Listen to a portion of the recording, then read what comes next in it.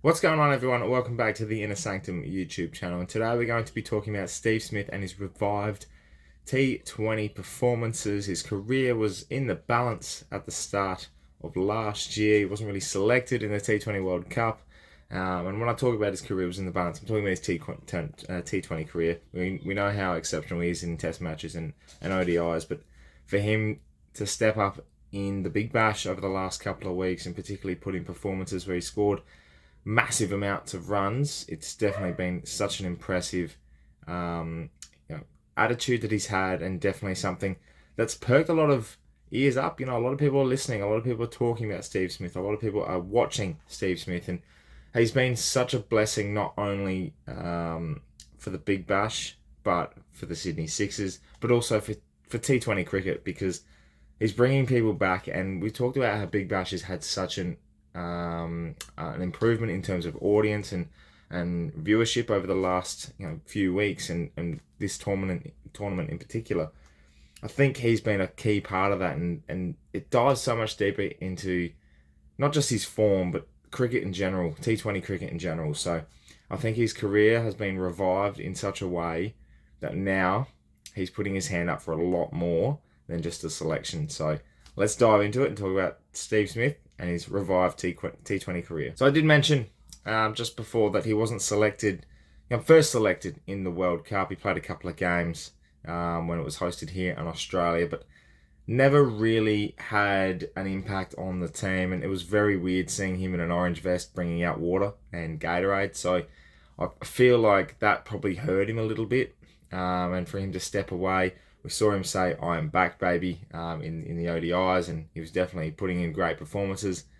But then also you come to the T20s, to the Test matches, sorry, and he performs again. He pretty much, David Warner was the man of the series, but I think everyone sort of felt Smith's consistency definitely warranted him to have, a part of a say in that conversation. So for him to come into the T20 scenario with the Big Bash and for the Sydney Sixers and turn in performances over the last 4 matches, 36. He scored a century in his first game against the Strikers in Coffs Harbour, then backs it up with another 120 against the Thunder in the Sydney Smash, and then again in Hobart scoring a 66 off a 33 deliveries. It was his quickest T20 half century as well against Hobart. He scored 24 sixes in his 4 games, an average of 6 per game, 9 in that Sydney Smash.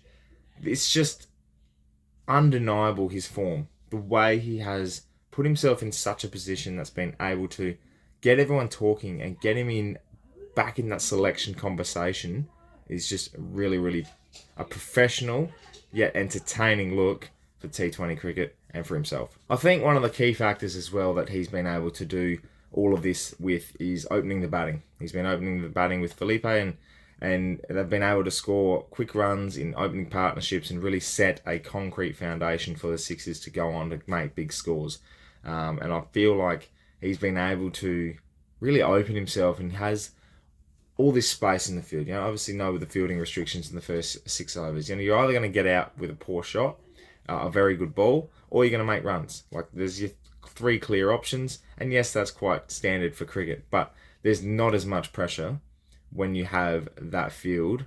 With Steve Smith caliber, he's so open, he's so free with his hands, and the way he's able to dictate a shot just with the angle of his hands and the use of his bat, and his uncoordinated style is coordinated to him, and we've seen him slog sweep for 6, get on one knee against quick pace. It's just the way he's able to stand and maneuver that ball in the air on the ground with his shots.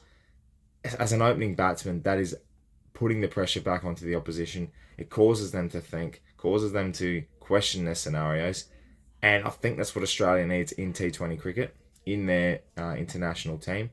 David Warner and Aaron Finch, they open the batting and they're quite powerful hitters, but they're not as quick-witted or smart in terms of their shot selection, or it's so free with themselves in terms of how they use the bat. I think Finch is, once he gets going, he's very, very good, and we know that. And he's found a place now, Finchy at number 4, I think, with the Renegades. So having Smith and maybe Warner opening the batting for the next year or so could very much put Australia into a better position with making runs. And we've seen that if we collapse on the international stage, then it becomes a big pressure point for that middle order, who are just powerful hitters. You'll have Finch, you have Mitch Marsh, Stoinis, Maxwell when he comes back. They're powerful hitters, and they're just going to stand there and slog everything that comes their way. So you have that creative aspect, and Smith he can play both as that free shot hitting player, or he can be an anchor. He has the capabilities to do both, which as an opening batsman is a great attribute to have. He does have a T20 average of 25, and that's what's probably stood in his way of being that T20 player. I think he's got a great shot selection. We know that. He's got a great calibre and got a good accumulation of runs to his name. And I think the recent form shows that. 25 as an average in T20 cricket ain't too bad.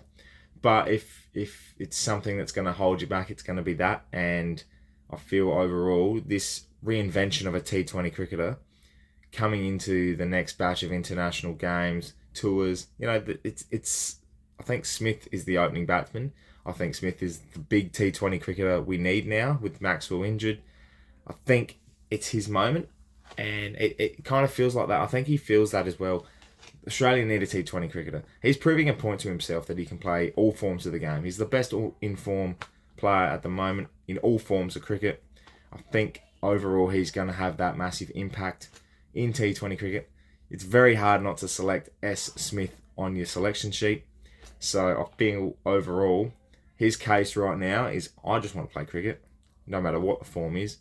I'm going to play freely. I'm going to play my shots, and I'm going to do it with my attitude, and that's going to get me selected. Love to hear what everyone else's thoughts is on this, because I feel Steve Smith.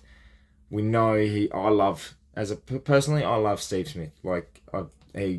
Growing up with the likes of Ponting and Hayden and Langer and Michael Clark, Andrew Simons, these types of players that had the caliber to go both. We're going to play quick. We're going to play aggressive, we're going to play defensive. Had that switch in them, and I think Steve Smith has that as well. But just his uncoordinated style, his freelance on batting, and just his quirkiness is second to none.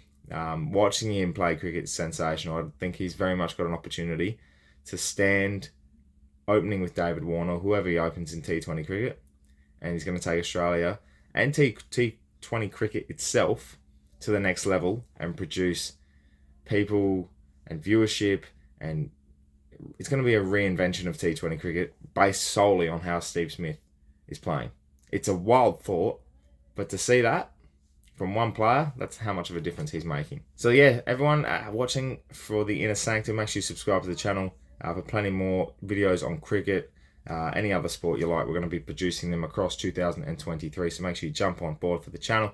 A massive year. It's going to be fun watching Steve Smith for the rest of the Big Bash, and also going forth with the tour of India and many other cricketing games that are going to be coming by the end of 2023. So jump on board and see what Steve Smith and Australia have to produce for the rest of the year.